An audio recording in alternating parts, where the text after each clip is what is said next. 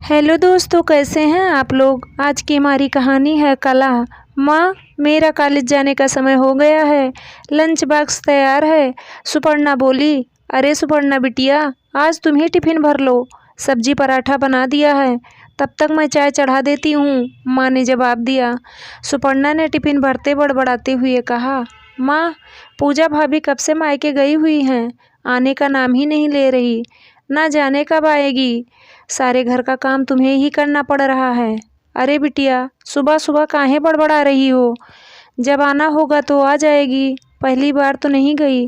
देखो तुम्हारे रजत भैया आ रहे हैं, अब चुप हो जाओ और कॉलेज जाओ, माँ ने कहा। सुपर्णा अपना लंच बॉक्स लेकर हाथ हिलाते हुए कॉलेज के लिए निकल गई। रजत ने रसोई में आते ही कहा, माँ, जरा कड़क अदरक वाली चाय बना देना, रात में नींद ठीक से नहीं हो पाई थी, सर दर्द से फटा जा रहा है। मैं पिताजी के पास बैठा हूँ। थोड़ी देर में नंदिता जी सबके लिए चाय लेकर आ गई। बातों ही बातों में नंदिता जी ने बेटे रजत से पूछा, क्यों, पूजा बहू कब तक आने वाली है।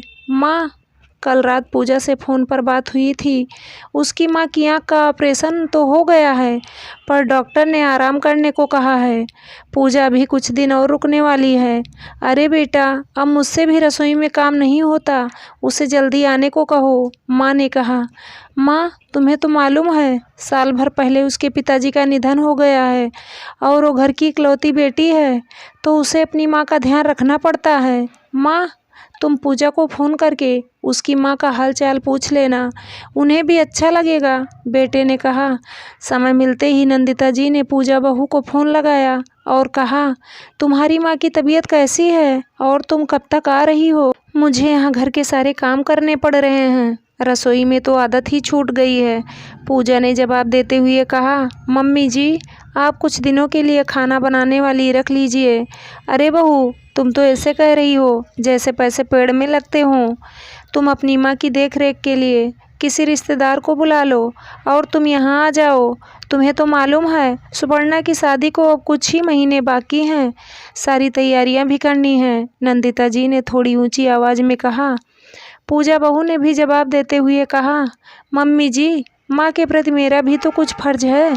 नंदिता जी ने ताना देते हुए कहा, आज तुम्हारा भाई होता तो तुम्हें बार बार दौड़ना नहीं पड़ता, ऐसे कब तक चलेगा, और फ़ोन पटक दिया। पूजा को भाई न होने का ताना सुनकर बहुत बुरा लगा, पर वो चुप रही। पूजा की माँ को सारी बात समझ में आ गई कि बेटी की सास नाराज़ है। उसने तुरंत पूजा को वापस जाने के लिए कहा। एक दिन नंदिता जी के घर के सामने एक टैक्सी आकर रुकी। नंदिता जी समझ गई कि उसके कहते ही पूजा बहू वापस आ गई है। सुपर्णा ने देखा, भाभी टैक्सी से उतर रही है, पर साथ में उनकी माँ भी है। पूजा अपनी माँ का हाथ पकड़कर अंदर सोफे में बिठाया। नंदिता जी की भौहें तन गई कि ये क्या, बहू के साथ उसकी माँ भी आ गई।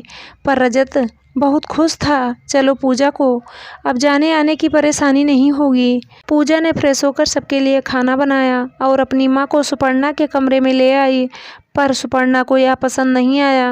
उसने तुरंत भाभी से कहा, भाभी, मेरे कमरे में आपकी माँ, मुझे परेशानी होगी।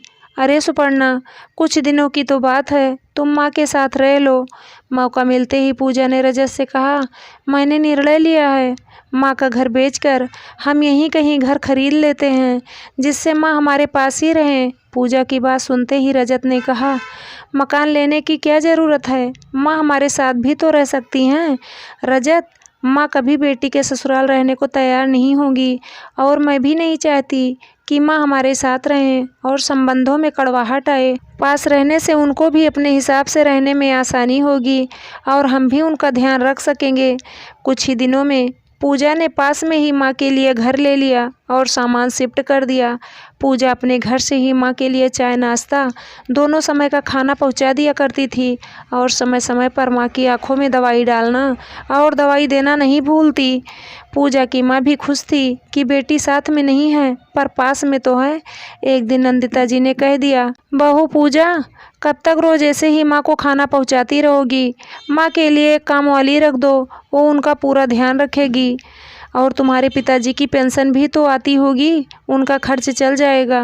मम्मी जी, ये आप क्या कह रही हैं? जो हमारे यहाँ इतने लोगों का खाना बनता है उसी में माँ का भी बन जाता है, फिर भी आप कह रही हैं तो यही सही, पूजा ने कहा। रजत को अपनी माँ की बातें बहुत बुरी लग रही थी, पर वह चुप रहा ताकि घर में किसी तरह का कलह न हो। पूजा ने माँ के लिए एक आया का प्रबंध कर दिया, पर पूजा रोज़ माँ से हालचाल पूछने चली जाती। माँ को भी अच्छा लगता, माँ की तबीयत भी अब ठीक होने लगी थी। पूजा और रजत मिलकर सुपर्णा की शादी की तैयारियां शुरू कर दी। सुपर्णा की पसंद की हर चीज़ आने लगी। रजत ने भी पूजा के लिए सुंदर सा सोने का हार ले लिया। नंदिता जी देखते ही बोल पड़ी, अभी क्या ज़रूरत थी? अरे माँ, ननद की शादी है, भाभी के गले में नया हार तो बनता है, और ये सूट आपके लिए भी लाया हूँ। बेटी की शादी धूमधाम से करेंगे। रजत ने हंसते हुए कहा। शादी का दिन आ गया। बड़े ही धूमधाम से सुपर्णा शादी करके अपने ससुराल चली गई। न जाने एक दिन पूजा को चक्कर आने लगे। नंदिता जी ने कहा, शादी की दौड़ भाग की थकान में चक्कर आ रहे होंगे। रजत ने तुरंत डॉक्टर को दिखाया। डॉक्टर ने हंसते हुए कहा, अरे चक्कर तो खुशखबरी के हैं, पूजा माँ बनने वाली है। घर में खुशियाँ छा गई। रजत बहुत खुश था। एक दिन अचानक रजत के पिताजी को दिल का दौरा पड़ गया और उन्हें तुरंत हॉस्पिटल दाखिल कराया गया।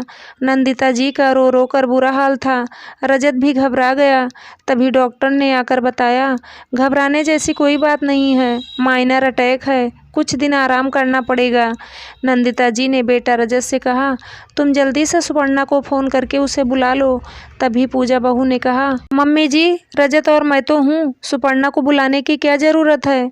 अभी नई नई शादी हुई है, ससुराल वाले क्या कहेंगे? नंदिता जी ने नाराज़ होते हुए कहा, पूजा बहू, ये तुम क्या कह रही हो? उसके पिताजी की इतनी तबीयत खराब है, सुपर्णा के आने से उन्हें अच्छा लगेगा। रजत, तुम सुपर्णा को फ़ोन करो। माँ, मैंने पूजा के कहने पर पहले ही फ़ोन कर दिया था, कुछ घंटों में ही वो दोनों आ जाएंगे। नंदिता जी पूजा को देखते रह गई। उन्हें भी अपनी बेटी की याद आने लगी थी, जैसे पूजा अपनी माँ के बुलाने पर मायके चली जाती है। आज उन्हें भी अपनी गलती का एहसास होने लगा। उम्मीद करती हूँ दोस्तों आप लोगों को हमारी कहानी ज़रूर पसंद आई होगी। अगर कहानी पसंद आई है तो प्लीज़ आप हमारे चैनल को सब्सक्राइब करें, लाइक करें, शेयर करें और एक प्यारा सा कमेंट करें। धन्यवाद दोस्तों।